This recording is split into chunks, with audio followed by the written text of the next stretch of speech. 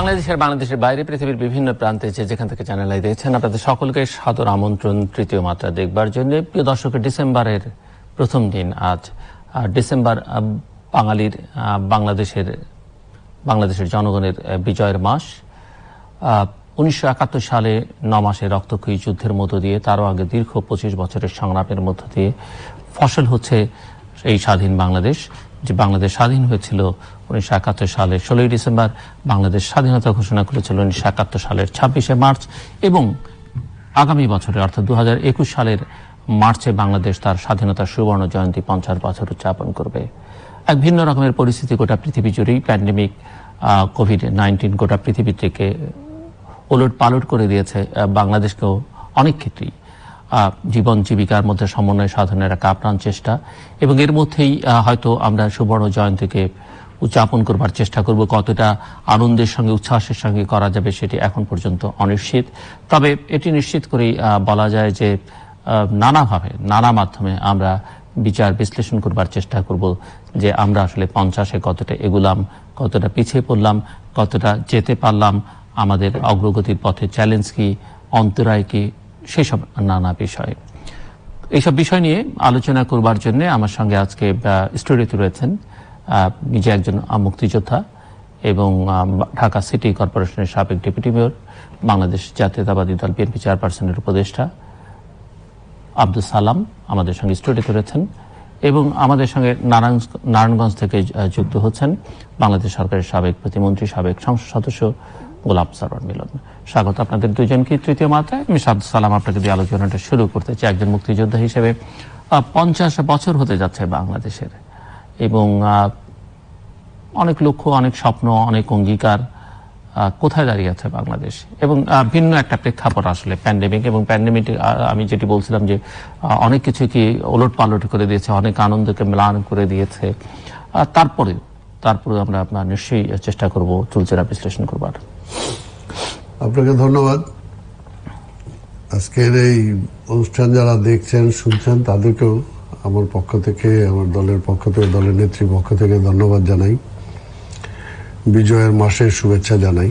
এবং আমার সাথে যিনি আলোচনা অংশগ্রহণ করছেন, সাবেক ছাত্রনেতা, সাবেক মন্ত্রী জনাব মিলন সাহেবকেও ধন্যবাদ জানাই। বিজয়ের 50 বছর, আসলে এটা অনেক সময়। যে স্বপ্ন নিয়ে একদিন যুদ্ধে গিয়েছিলাম, এবং ডিসেম্বর মাসের যখন ভাবছিলাম যে বিজয়ের দ্বার প্রান্তে এসে দাঁড়িয়েছি, কখন ঢাকায় যাব, আত্মীয় স্বজন, বন্ধু বান্ধব সবার সাথে দেখা হবে, যারা মুক্তিযুদ্ধ যারা বেঁচে আছে তাদের সাথে মিলন হবে, এবং নতুন একটি দেশ পাবো, যে দেশে আর সেই সময় অন্তত আমার, কারণ সেই সময় আমি নর্ডেম কলেজের প্রথম বর্ষের ছাত্র ছিলাম যখন আমি যুদ্ধে যাই, ম্যাট্রিক পাশ করার পরে, তখন দাড়ি মোচো ঠিক মতো উঠে নাই। সেই সময় যুদ্ধকালীন সময় প্রন্ত বিকেলে মাঝে মাঝে এটাই ভাবতাম যে দেশ স্বাধীন হবে, পল্টন ময়দানে আর জনসভার প্রয়োজন হবে না, ঢাকার রাজপথে আর মিছিলেরও প্রয়োজন হবে না, আর সেখানে রক্ত তো ঝরবেই না। সেই স্বপ্ন নিয়েই যখন 16 ডিসেম্বর আসলো, তার পরবর্তী পর্যায়ে যতটা দিন যেতে থাকলো, একের পর এক স্বপ্নটা ধূসর হতে থাকলো। অস্ত্র জমা দিয়ে দিলাম, কিন্তু জমা দিয়ে দেওয়ার পরও মনে হলো না যে সত্যিকার অর্থে যে আশা নিয়ে, যে স্বপ্ন নিয়ে অস্ত্র তুলে নিয়েছিলাম এই দেশের জন্য, সেটা যে বাস্তবায়ন হয়েছে বা হবে, সেটাও যতই দিন যাচ্ছে ততই যেন সুদূর প্রসারী মনে হচ্ছে। স্বাভাবিকভাবেই আবার সেই বয়সে, সেই অবস্থায়, সেই মুক্তিযুদ্ধের সেই স্বপ্নকে বাস্তবায়নের জন্য যে রাজনৈতিক ধারার জন্ম হলো, সে সময় ক্ষমতাসীন সরকারের, তারা মুক্তিযুদ্ধের স্বপ্নকে যেহেতু বাস্তবায়িত করছে না বা গণতন্ত্র ফিরে পাচ্ছি না, ভোটের অধিকার সেই সময় ক্ষুণ্ণ হচ্ছে, স্বাভাবিকভাবে আবার সে সময় থেকে আবার সেই প্রতিবাদ। অর্থাৎ বলা চলে যে দীর্ঘ জীবনের অনেকগুলো বছর চলে গেল সেখানে, এবং মুক্তিযুদ্ধের পরে এখন তো অবশ্যই মনে পড়ে যে সেই সময় অনেকেরই স্বপ্ন ছিল যে দেশ স্বাধীন হবে, স্বাধীন হওয়ার পরে আমরা একটা ভালো জীবনে ফিরে যাব এবং শিক্ষাঙ্গনে একটা ভালো মুক্ত বাতাস বইবে, সামাজিক প্রত্যেকটা অঙ্গনেই সেই পরিবেশ সৃষ্টি হবে, কিন্তু কোথাও সেটা হলো না। এবং বলা চলে যে গণতন্ত্রের জন্য পাকিস্তানের বিরুদ্ধে আমরা লড়াই করলাম, শেষ মুহূর্তে বলা চলে যে স্বাভাবিকভাবে ৭০-এর নির্বাচন হলো, নির্বাচনের পরে অন্তত সবাই আশা করুক না করুক, আওয়ামী লীগ তো আশা করেছিল যে মেজরিটির দল হলো আওয়ামী লীগ, তারা ক্ষমতায় যাবে, ক্ষমতায় দিবে। যদিও সেই সময় থেকেই আমাদের মধ্যে অন্তত ছাত্র অবস্থায় কোনো হিসাবই আমরা মিলছিল যে কোনোভাবে আওয়ামী লীগ ক্ষমতা দিতে পারে না, এই পাকিস্তান ক্ষমতা দিতে পারে না। সো আমাদেরকে আলটিমেটলি স্বায়ত্ত শাসনের তো প্রশ্নই আসে না। সো আলটিমেটলি আমাদের স্বাধীনতার পক্ষেই যেতে হবে। যখন ৭০-এ নির্বাচন করি তখন এখনো মনে আছে যে সেই সময় আমাদের স্লোগানই ছিল যে স্বাধীনতার পক্ষে ভোট দেন। আমরা ছাত্র অবস্থায় সেটাই ভোট চেয়েছিলাম, স্বাধীনতার পক্ষে। তাই স্বাভাবিকভাবে কিন্তু স্বাধীনতার পরে আমাদের সেই স্বপ্নই রয়ে গেল, সেই গণতন্ত্র অধরা রয়ে গেল। এখনো গণতন্ত্র যেন একটা সোনার হরিণ, মানে কোনোভাবে গণতন্ত্রটাকে আমরা ধরতে পারছি না, ছুঁতেও পারছি না। আজকের স্বাধীনতার ৫০ বছর পর যখন পূর্তি করতে যাচ্ছি আমরা, সেই অবস্থায় সেই একই জায়গায় মনে হয় আমরা দাঁড়িয়ে আছি। আগে ছিল একটা বহিঃশক্তি বা উপনিবেশিক শক্তির বিরুদ্ধে সেই সময় আমরা লড়াই করেছি, কিন্তু বর্তমানে নিজের দেশের মধ্যে নিজেদের দেশের সরকার যারা ক্ষমতায় আছে, তারা ক্ষমতায় থাকার পরেও আজকে মুক্তিযুদ্ধের যে স্বপ্ন, মুক্তিযুদ্ধের যে চেতনা, কোনোটাই আজকে বলা চলে নাই। শুধুমাত্র বাংলাদেশটা নামের বাংলাদেশটা আছে, স্বাধীন একটা পতাকা আছে, কিন্তু মানুষের স্বাধীনতা নাই। জি, আসছি আমি আপনার কাছে। মিস্টার গোলাম সারোয়ার মিলন, আপনি কি মনে করেন যে এই ৫০ যখন বাংলাদেশের বয়স, তখন আসলে বাংলাদেশ রাজনৈতিক, অর্থনৈতিক, সামাজিক ভাবে এবং আন্তর্জাতিক ভাবে কোথায় দাঁড়িয়ে আছে? ধন্যবাদ প্রিয় সঞ্চালক আমার সিন্দুর ভাইকে, আজকে আমার সাথে সহ আলোচক সালাম ভাইকে, এবং তৃতীয় মাত্রার চ্যানেল আয়ের অগণিত দর্শক শ্রোতাকে বিজয় দিবসের শুভেচ্ছা জানিয়ে, অভিনন্দন জানিয়ে আমি শুধু বলতে চাই, আপনি যেটা দিয়ে শুরু করেছিলেন, ২৫ বছরের সংগ্রামের ফসলের পর ১৯৭১ সনে ৩০ লক্ষ শহীদের রক্তের বিনিময়ে আমরা মুক্তিযুদ্ধ করে এ দেশটাকে স্বাধীন করেছিলাম।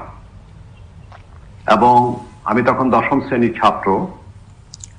আমার সৌভাগ্য হয়েছিল ৭ই মার্চের ভাষণে, বঙ্গবন্ধুর ভাষণে উপস্থিত থাকার জন্য, এবং ৭১-এর ১৬ই ডিসেম্বর যখন পাক হানাদার বাহিনী আত্মসমর্পণ করে সরোয়ার্দী উদ্যানে, আমি সেখানে থাকার উপস্থিত দর্শক হিসাবে, ১০ম শ্রেণীর ছাত্রী হিসাবে আমি সেখানে থাকার সুযোগ হয়েছিল। যাই হোক, আজকে শুধু এইটুকু বলবো, আমরা যে আকাঙ্ক্ষা নিয়ে মুক্তিযুদ্ধ করেছিলাম এবং ৩০ লক্ষ শহীদের আত্মত্যাগ, আজকে যদি আমরা নিজেকে আত্মবিশ্লেষণ করি যে আমরা কোথায় দাঁড়িয়ে আছি, আমি বলবো যে সাম্যতা, ন্যায্যতার ভিত্তিতে যে সামাজিক ন্যায় বিচারের যে অঙ্গীকার ছিল, আজকে সেটা আমরা প্রতিষ্ঠিত করতে পারিনি। এটা সত্যি কথা। গণতন্ত্রকে প্রাতিষ্ঠানিকভাবে রূপ দেওয়ার যে অঙ্গীকার ছিল, আমরা সেটাকে পূর্ণাঙ্গ রূপ দিতে পারি নাই। কিন্তু তারপরও এই কথা স্বীকার করতে হবে যে 50 বছরে, বিশেষ করে বিগত 10 বছরে হয়তো এই সরকার ধারাবাহিকভাবে থাকার কারণে হয়তো উন্নয়ন হয়েছে, যদিও সেখানে আপনার বৈষম্য বেড়েছে, দুর্নীতি বেড়েছে, এটা বলার অপেক্ষা রাখে না। কিন্তু বাস্তবতা হচ্ছে যে বিভিন্ন সূচকে বাংলাদেশ এগিয়েছে, এ কথা বলার তো মানে অস্বীকার করার তো উপায় নেই। আপনার পার ক্যাপিটা ইনকাম বেড়েছে, বিভিন্ন সূচকে বেড়েছে, কিন্তু বাস্তবতা হচ্ছে যে সেদিনকার যে আকাঙ্ক্ষাটা ছিল যে আমরা একটি শান্তি সুখের বাংলাদেশ গড়ে তুলব, আমরা আত্মনির্ভরশীল জাতি হিসাবে, অর্থনৈতিক মুক্তি সম্পন্ন জাতি হিসাবে গড়ে উঠবো। যদিও আজকে আমাদের অবস্থান অনেক ভালো হয়েছে, কিন্তু তারপরও আমাদের ছিদ্র থাকার কারণে আমাদের দেশ থেকে অনেক টাকা পাচার হয়ে গেছে। যদিও এই কথা স্বীকার করতে হবে, মাননীয় প্রধানমন্ত্রী কিন্তু তিনি তার সাধ্যমতো উনি চেষ্টা করেছেন তার দলের লোকদের বিরুদ্ধে যথাযথ ব্যবস্থা নিতে। আমরা হয়তো বলবো রাঘব বল্লা হয়তো ধরা পড়ে নাই, কিন্তু মিনি রাঘব বল্লা যারা আছেন তারা ধরা পড়েছেন, এবং স্বচ্ছতা এবং জবাবদিহিতার যে আমাদের অঙ্গীকার ছিল সেই জিনিসটা দিনে দিনে ফিরে আসবে। এবং আমি বিশ্বাস করতে চাই মাননীয় প্রধানমন্ত্রী আগামী নির্বাচনকে অন্তর্ভুক্তিমূলক এবং একটি সত্যিকার একটি গণতান্ত্রিক বাংলাদেশ যাতে রূপ পায়, জনগণ আমার ভোট আমি দেব, যাকে ভালো মনে করব তাকে দেব, এটা যেন আমরা ঘটাতে পারি। কারণ আজকে বঙ্গবন্ধু মুক্তিযুদ্ধ বাংলাদেশ, এটাকে অস্বীকার করার কোনো উপায় নেই। এবং বঙ্গবন্ধু ডাকে সেদিন 26শে মার্চে সাবেক রাষ্ট্রপতি জিয়াউর রহমান সাহেব তিনি স্বাধীনতার ঘোষণা দিয়েছেন on behalf of Bangabandhu Sheikh Mujibur Rahman. আজকে এটা ইতিহাস, এটাকে অস্বীকার করার কোনো উপায় নেই, এটাকে মানতে হবে। বঙ্গবন্ধুর জায়গায় বঙ্গবন্ধু, জিয়া রহমানের জায়গায় জিয়া রহমান। এটাকে আজকে যারা আজকে সালাম ভাই এখানে আছেন, আমার অত্যন্ত হৃদয়ের মানুষ, কাছের মানুষ, আমরা যারা অনেকে এই বিএনপি করেন তারা বঙ্গবন্ধুকে স্বীকারই করতে চান না, শ্রদ্ধা জানাতে চান না।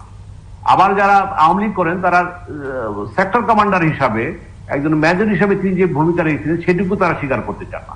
এই যে আজকে অবস্থান, রাজনীতি, অসুস্থ রাজনীতি সংস্কৃতি হিসেবে আমরা রয়েছি, এর থেকে বেরিয়ে না আসা পর্যন্ত আমরা আগামী প্রজন্মের কাছে আমাদের দায় বোধ কিন্তু থেকে যাবে। আমি কনক্লুশনে প্রথম পর্যায়ে এইটুকু বলতে চাই যে দেশটা আমাদের, আমরা হয়তো একদিন থাকবো না, আমরা হয়তো এই প্রজন্ম চলে যাবে, কিন্তু আগামী প্রজন্মের জন্য আমাদের জবাবদিহিমূলক সুশাসনের বাংলাদেশ, স্বচ্ছতার বাংলাদেশ, জবাবদিহিতার বাংলাদেশ, এবং যদি আমরা দিয়ে যেতে পারি এবং আমরা গণতান্ত্রিক ভাবে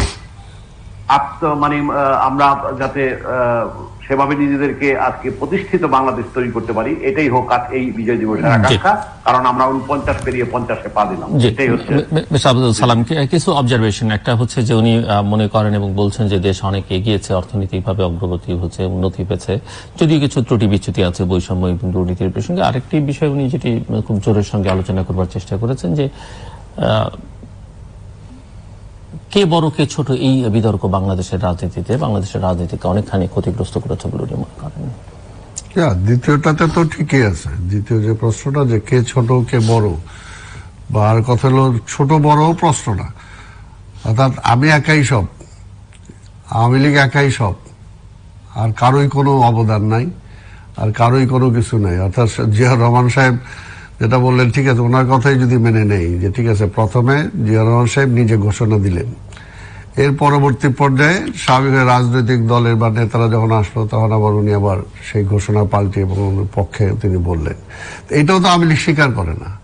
আমার কথা হলো যে এখানে তো পরিষ্কার যে কোনো একক ব্যক্তি, ঠিক যে বঙ্গবন্ধু শেখ মুজিবুর রহমানকেও বিএনপিও ছোট করবার বা বিএনপির নেতৃবৃন্দেও ছোট করবার চেষ্টা করেছেন। না, এটা কখন হয় না, শোনেন, একটা যে মনে করেন যে অনেককে বাদ দেওয়া যাবে বাংলা মুক্তিযুদ্ধের ইতিহাস থেকে, কিন্তু বঙ্গবন্ধু শেখ মুজিবুর রহমানকে বাদ দিলে তার মুক্তিযুদ্ধের ইতিহাস থাকে না। না, কথাটা হলো সেটা কখন হয়, মনে করেন যে আমি মনে করেন এখানে ঠিক আছে আপনি সিনিয়র আমি জুনিয়র, এখন আপনি যদি আমাকে মর্যাদাটা না দেন তাহলে আপনি মানে যতটুকু ছোট হবেন, আমি যদি আপনাকে মর্যাদা না দিই তাহলে কিন্তু অনেক বেশি ছোট হবেন। অর্থাৎ বিষয়টা হলো যে উনি যদি আজকের 1 নম্বরে থাকতে চায় তাহলে 2, 3, 4, 5, 6, 7, 8 যারা আছে আপনি যদি তাদেরকেই মর্যাদা না দেন তাহলে তারা আপনাকে যখন একই মানবে না তখন তো সবচেয়ে লস বড় আপনার। কাজে আওয়ামী লীগের বঙ্গবন্ধুর ক্ষতি যদি কেউ করে থাকে তাহলে সেটা আওয়ামী লীগ করছে, সেটা আওয়ামী লীগ করছে, অন্য কেউ করে না। ধরেও নেই যে মানে এই বিতর্কে কি রাজনীতিতে খুব জরুরি কিনা, ধরা গেল যে আমি ধরেই নিলাম যে আওয়ামী লীগ অন্যদেরকে মর্যাদা দিচ্ছে না, তো আপনারা কেন সময়ের হাতে ছেড়ে দিলেন না, জনগণের কাছে ছেড়ে দিলেন না?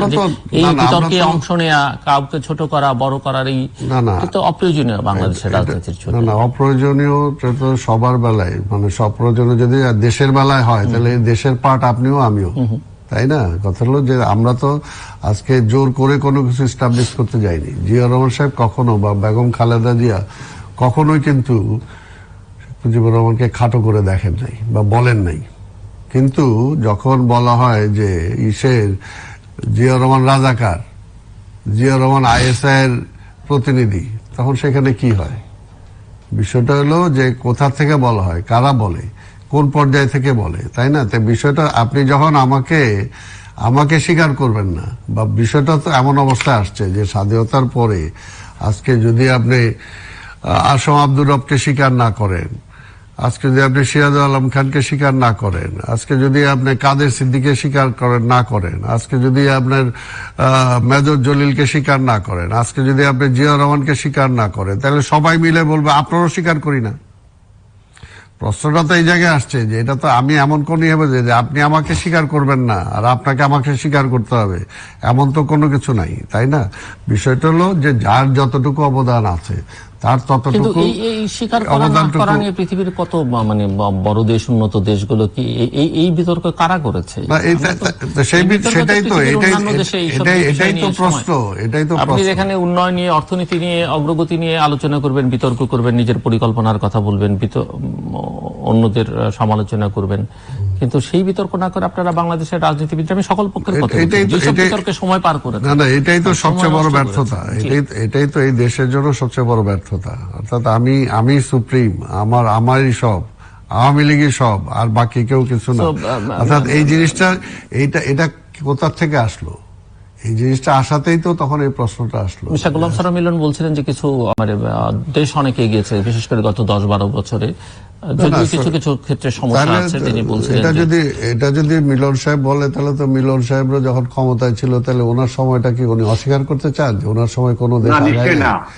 আমি শেষ করি। তার মানে এটা একটা ধারাবাহিক প্রসেস, এটা একটা ধারাবাহিক প্রসেস। আপনার সময় যাবে, পৃথিবী আজকে স্বামী বলে যে আমরা কি ডিজিটাল, আরে ভাই ডিজিটাল তো এটা পৃথিবীতে আসতেছে যখন এটা সবার বেলায় আসবে, তাই না? তাই কাজে এটা কোনো একক কোনো বিষয় না। এটা মনে করেন এটা উন্নয়ন বলি, যে কোনো কিছু বলি, সবকিছু একটা ধারাবাহিক একটা প্রসেস। আমি কিছু করে গেলাম, পরবর্তী পর্যায়ে আপনি করবেন, পরবর্তী পর্যায়ে আপনি যে আসবে সেই করবে। সবাই সবকিছু করে না তো, না সবাই করে না। যারা ক্ষমতায় আসে, ক্ষমতায় আসলেই সেটা করে, এমন না যে সবাই রুটিন ওয়ার্ক। তো তাহলে বলবো যে স্বাভাবিকভাবে যে রুটিনের বাইরেও তো একটা রাজনৈতিক নেতৃত্বের, একটা সরকারের অনেক কিছু করবার আছে। না সেই রুটিনের বাইরে যদি রুটিনের বাইরে সেটা যদি বলেন যে রুটিনের বাইরে, তাহলে সেই সময় স্বাধীনতার পরে জিয়া রহমান সাহেব তার ক্ষমতা আসেন না, উনি তো ব্যারেকেই চলে গেছিলেন। তাহলে জিয়া রহমানই বা কেন আসতে হলো রাজনীতিতে?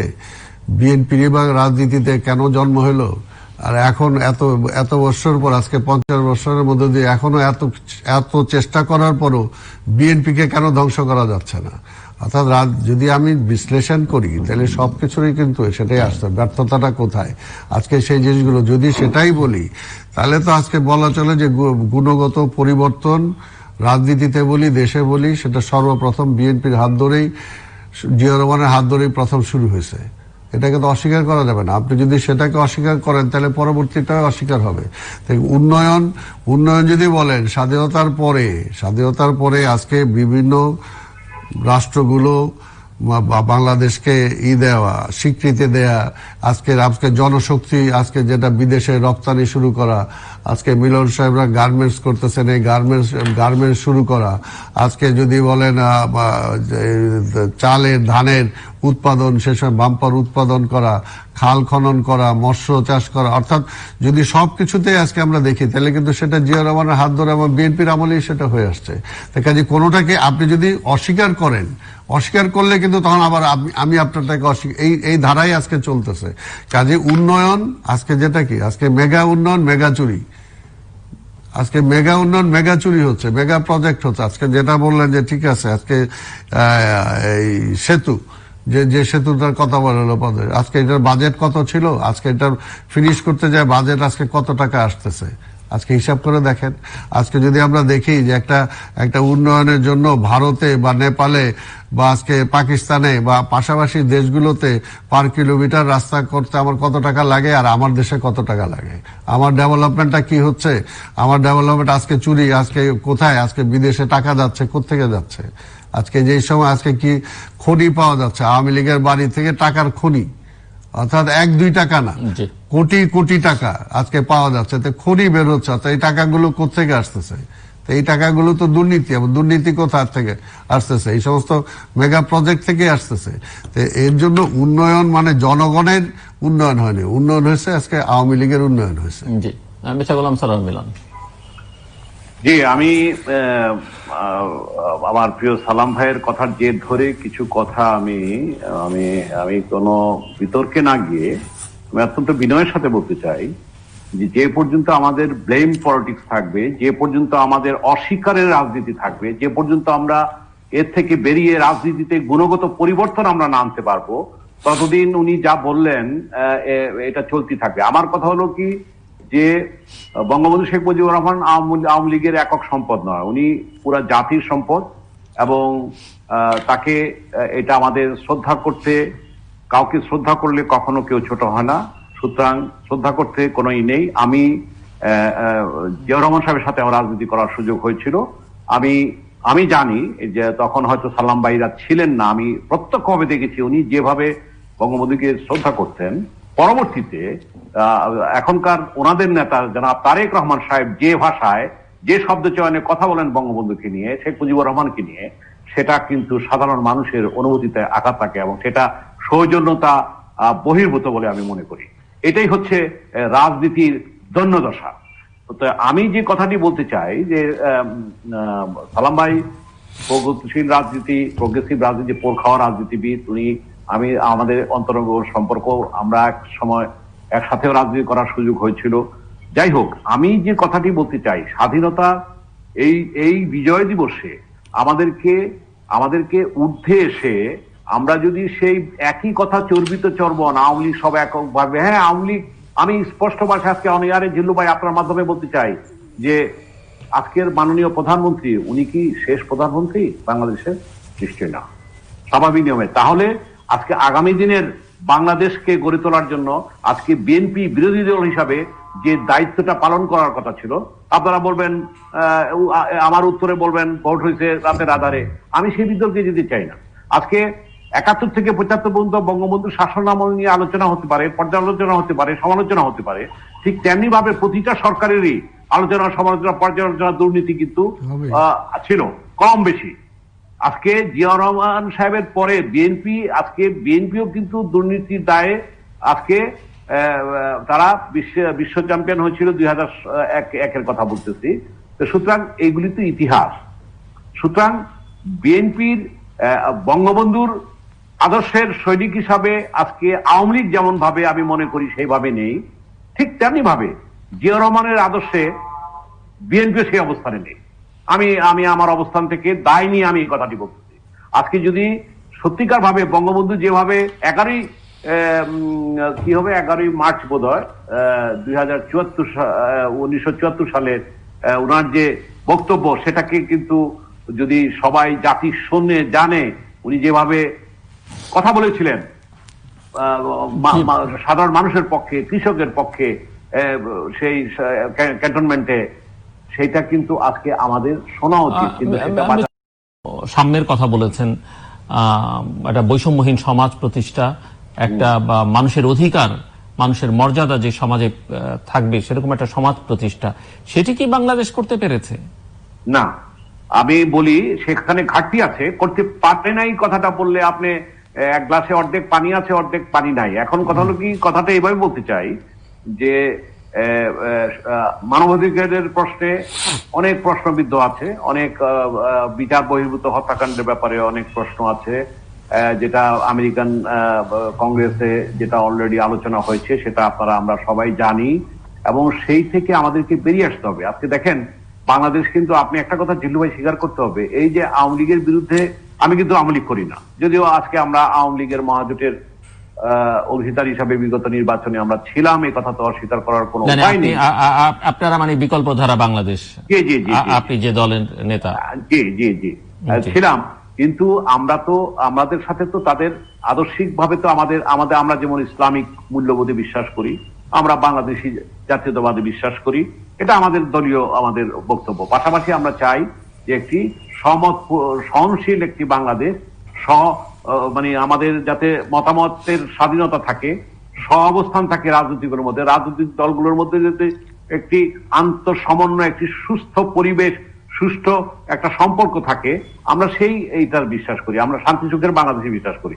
কিন্তু বাংলাদেশ সেই অবস্থায় নেই। আজকে আমি তো বললামই, বর্তমান সরকারের অর্জন এবং ব্যর্থতা দুটোই আছে, দুটি আলোচনা করলে দুটি আসবে। আজকে আমি যে কথাটি বলে শেষ করে আমি ফ্লোর দিতে চাই, সেটি হচ্ছে যে এই করোনার বৈশ্বিক কারণে পুরো বিশ্ব অর্ডারটা, বিশ্ব ব্যবস্থাটা কিন্তু চেঞ্জ হতে যাচ্ছে।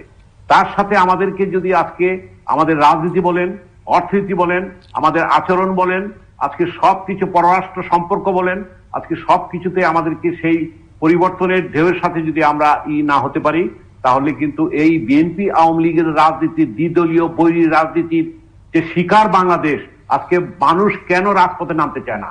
কারণ আজকে বিএনপির যে অবস্থান ছিল, আমি তার সাথে একমত, আওয়ামী লীগের বিরুদ্ধে বিএনপি কিন্তু একটি শক্তিশালী, একটি জনপ্রিয় রাজনৈতিক দল ছিল, কিন্তু ওনারা কিন্তু কোন রকম আন্দোলন কিংবা মানুষকে মাঠে নামাতে পারেন নাই, কারণ মানুষ আর এখন তাদের উপরও সেই আস্থাটা নেই। আজকে তাহলে বলতে পারে যে মানুষ কি চায়? আজকে মানুষ চায় যে আওয়ামী লীগ একটি প্রতিষ্ঠিত দল, অস্বীকার করার উপায় নেই, সেই 25 বছর আগের, বিএনপি তো পরে হয়েছে। মানুষ আজকে চায় এমন একটি রাজনৈতিক শক্তির উত্থান ঘটুক, যারা মানুষকে আগামী দিনের স্বপ্ন দেখাবে, শক্তিশালী একটি গণতন্ত্রকে প্রাতিষ্ঠানিক রূপ দেবে এবং একটা মানবাধিকারকে নিশ্চিত করবে এবং সুশাসনের, আইনের শাসনের ব্যবস্থা করবে। এটাই হচ্ছে মানুষের আকাঙ্ক্ষা এখন এই বিজয় দিবস। সালাম। জি, শুনছিলেন আপনি? না, কথা তো ঘুরে একটাই আসতেছে, যেটা হলো যে দেশটা, উনি বলতেছে অর্থনৈতিক ভাবে আগাচ্ছে, অর্থনৈতিক, এটা যে যতটুকু আগানোর দরকার সেই তুলনায় কিছুই না।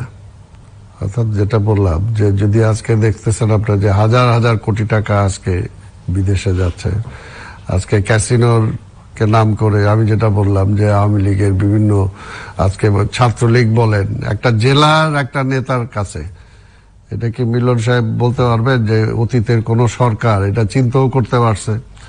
একটা জেলার একটা নেতার, তার দেশের এখন অনেক উন্নতি হয়েছে, মানুষের হাতে অনেক টাকা, তার মানে সেই টাকাটা তাদের কাছে গেছে ধারাবাহিক অগ্রগতিতে, সেই ধারাবাহিক টাকাটাই দুর্নীতির মাধ্যমে তাদের কাছে গেছে, নাইলে তো এটা যাওয়ার কথা না। তাহলে এটা এমন তো না যে উনি ব্যবসা করে সেই টাকাটা আনছেন, ব্যবসা করে তো আনে নাই, হয়তো টাকা ছিল, পরিমাণ এত না না,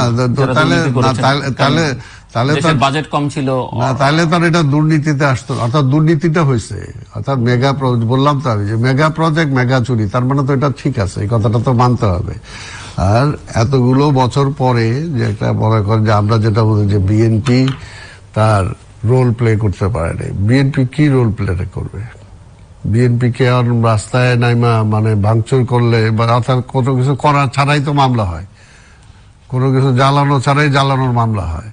এখানে তো জোর জবরদস্তির কোনো ব্যাপার নাই। বিষয়টা হলো যে আপনি 5 বছর, মনে করেন যে আপনাকে 5 বছর জনগণ ম্যান্ডেট দিল, আপনি 5 বছর দেশ চালাইলেন, নেক্সট পাবলিক, এখন আপনি ভালো করছেন কি বন্ধ করছেন এটা যাচাই করবে পাবলিক কিভাবে? রাজপথে নাইমা না ভোট ব্যালট দিয়ে? অর্থাৎ আমি কি নৈরাজ্যের মাধ্যমে জোর করে ক্ষমতা থেকে নামাতে চাই, নাকি আজকে সিস্টেমের মধ্যে দিয়ে নামাতে চাই? আজকে স্বাধীনতার 50 বছর পরে এখনো যদি আজকে 30 তারিখের ভোট 29 তারিখে হয়ে যায়, আমি সেটার সমালোচনা করব না। আমি সমালোচনা করব যে বিএনপি তো মাঠে নামতে পারলো না, লোকজন তো মাঠে নামলো না। আরে লোকজন তো মাঠে নামবে ভোট দিতে, আজকে সেই ভোটের অধিকারই নাই, সেই ভোটের অধিকারী ছিনায় না। আজকে সেটা সমালোচনা করব আমি, নাকি আজকে বিএনপির সমালোচনা করবো? আজকে বিএনপি, অনেকে মনে করে যে বিএনপি বোধহয় সমস্যা আছে। বিএনপির কিন্তু কোনো সমস্যা না। বিএনপির সমস্যা এটাই যে হ্যাঁ, আমার নেত্রীকে তারা জেলে রাখছে, এই বয়সে তার চিকিৎসার জন্য তার বাইরে যাওয়া দরকার। ভাবে মানুষ দেখতে পারে যে বিএনপি মানুষের আস্থা অর্জন করতে পারছে না, মানুষকে টানতে পারছে না, মানুষ বিএনপির উপরে ভরসা করতে পারছে না। আবার এই যে অভিযোগগুলো এখনকার ক্ষমতাসীনদের বিরুদ্ধে, তারা আমাদের রাজনৈতিক ব্যবস্থা, সংবিধানের অনেক কিছুকে বদল করেছেন নিজেদের স্বার্থে। অভিযোগ তো এটাও তোলা যাবে যে বিএনপিও চেষ্টা করেছে, হয়তো বিএনপি তখন সফল হতে পারেনি, বাট বিএনপির এই ব্যাড ইন্টেনশনটা ছিল এবং সেটা প্রমাণিত সত্য। না, ব্যাড ইন্টেনশনটা বিএনপির কোথায় ছিল? বিএনপি তো চাইছে যে ভোটের মাধ্যমে ব্যবস্থাকে সেটা তো বিতর্কিত তো না, এটা মিলন সাহেব, সেই সুযোগটা আওয়ামী লীগ খুব বুদ্ধিমত্তার সঙ্গে না, তার মানে সুযোগটা অপসুযোগ। অপসুযোগ, ওইটাই আমি তো ওইটাই বলতে চাচ্ছি, দায় এড়াতে পারে না। আমি বিএনপি এরকম সুযোগ পেলে ব্যবহার করতো কিনা, কাজে লাগাতো না, এটা তো বিএনপি আর জোরের সঙ্গে বলতে পারবে না। অবশ্যই জোরের সাথে বলতে পারে বিএনপি, অবশ্যই। কারণ আজকে বাংলাদেশের ইতিহাসে বেগম খালেদা জিয়ার নাম ইতিহাসে মানে স্বর্ণাক্ষরে লেখা থাকবে। সেটা হলো যেটা আজকে মনে করেন, আজকে কি 24 ফেব্রুয়ারি নির্বাচনের যে কথাটা আমরা বলি যে সেই সময় একদলীয়, সেটা কিন্তু একদলীয় হয় নাই, বহুদলীয় হয়েছে। কিন্তু তারপরেও সেই সময় কিন্তু বেগম খালেদা জিয়া, যেটা বাংলাদেশের ইতিহাসে নাই, বেগম খালেদা জিয়া অ্যাবসলিউট মেজরিটি নিয়ে ক্ষমতায় বসছেন, তার মন্ত্রী পরিষদ গঠিত হয়েছে। তারপরেও কিন্তু সেখান থেকে তিনি রিজাইন করে, অর্থাৎ সেই কেয়ারটেকার বিল পাশ করে তারপর রিজাইন করে তিনি ক্ষমতা ছাড়ছেন। তো হলো যে সেটি সেই সময় বাধ্য হয়েছেন। না, আপনি বাধ্য মানে কি? তার মানে না, বাধ্যতা, না, আপনি বাধ্যতাকে দেখেন কেন? 2007 না, আপনি বাধ্যতা শোনেন, আপনি বাধ্যতাটা দেখেন কেন? আপনি এটা, উনি যেরকম বললো যে অর্ধেক কাপ পানি আর অর্ধেক খালি, আপনি ওইভাবে দেখেন। অর্থাৎ বাধ্যটা দেখেন কেন? অর্থাৎ ওনার ভালোটা দেখেন। উনি যদি না ছাড়তো কি হইতো? না ছাড়লে এখনকার মতোই হইতো, এখন যেটা হয়েছে।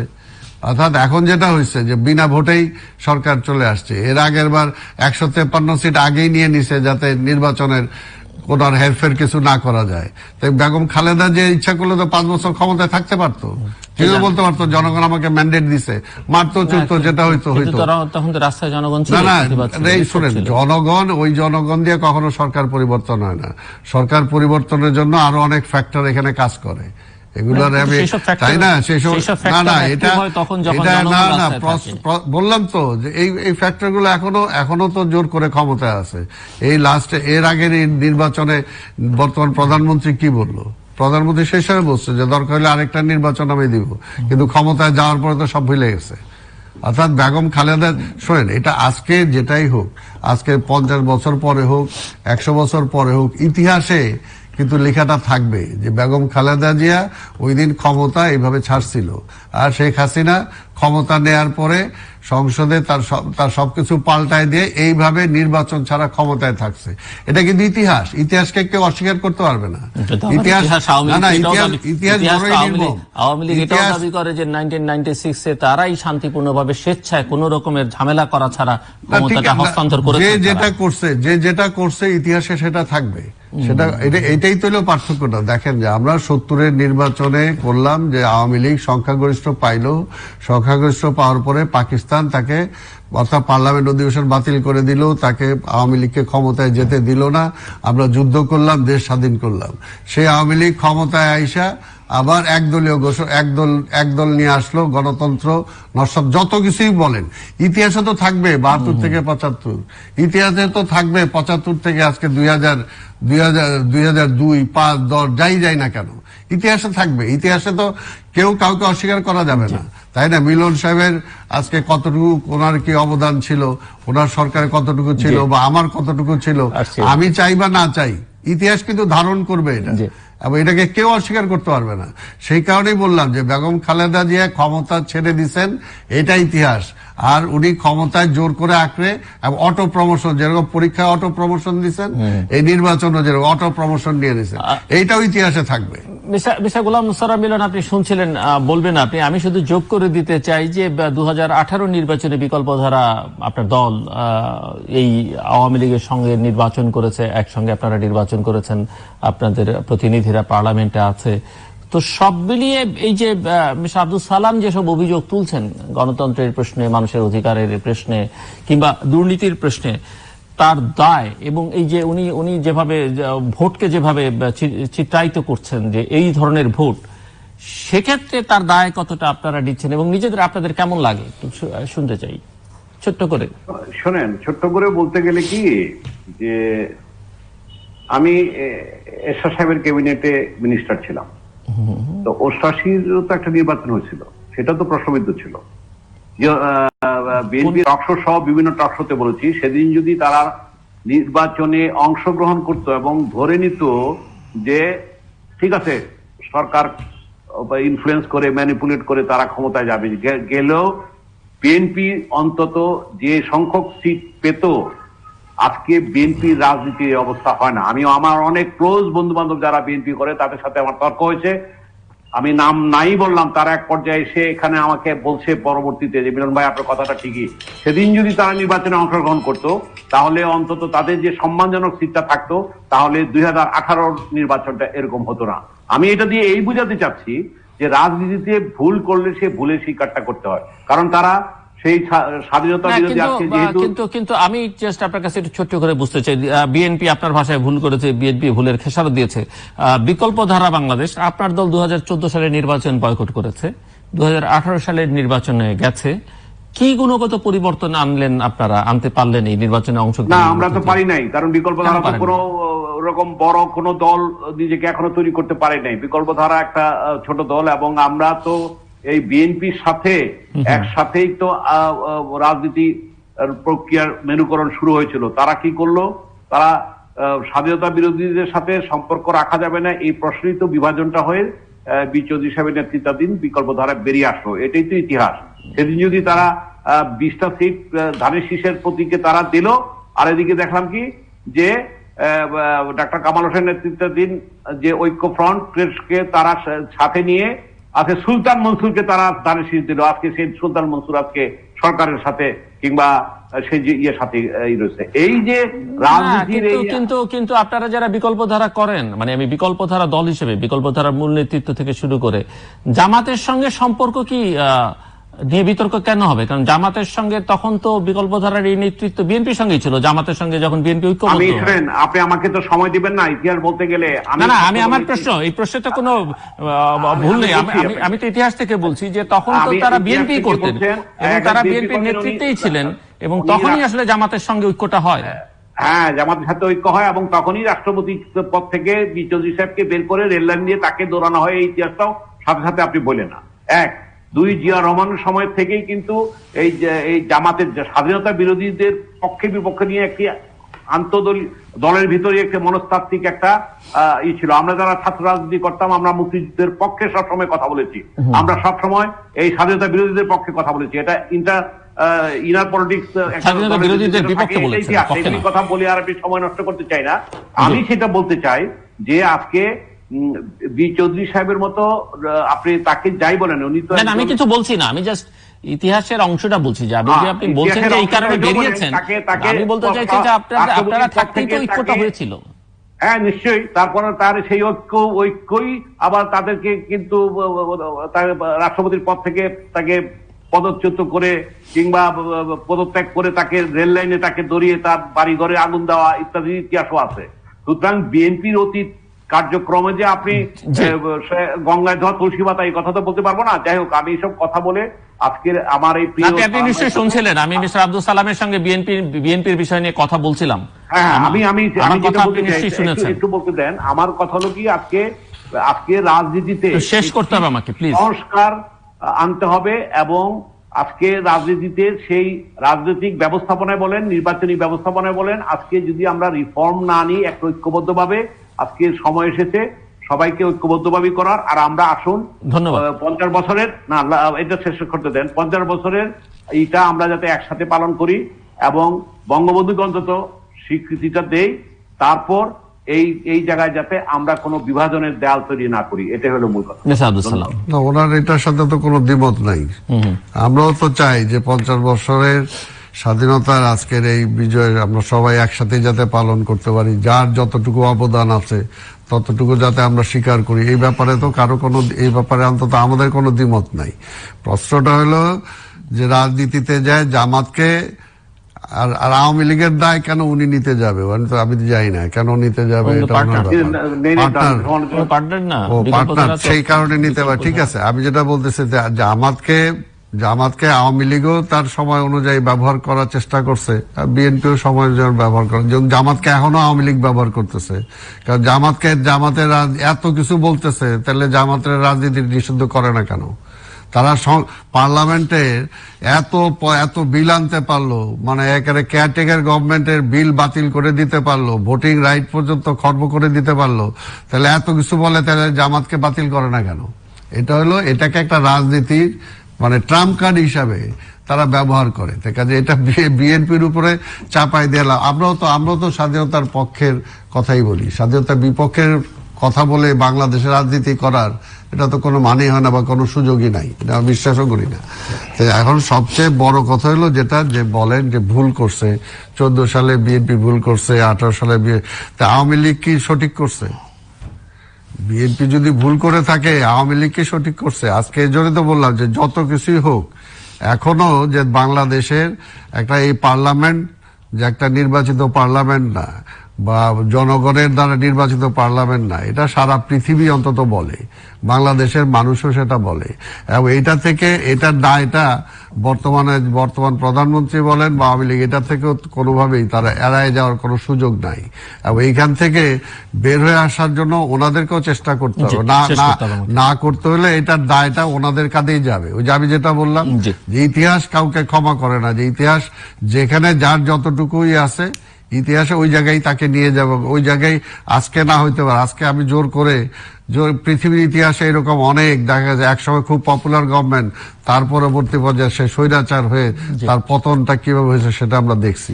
তাই কাজে আমরা চাই না, আজকে আমরা এটা বলবো যে আজকের এই বিজয় মাসের এই সময় এসে বলবো যে সব ভেদাভেদ ভুলে গিয়ে আজকে আমাদের এই দেশটাকে সঠিকভাবে পরিচালনা করার জন্য আসুন, জনগণের ভোটের অধিকার ফিরিয়ে দেই এবং জনগণ যাতে ভোট দিতে পারে সেই সুযোগটা আমরা।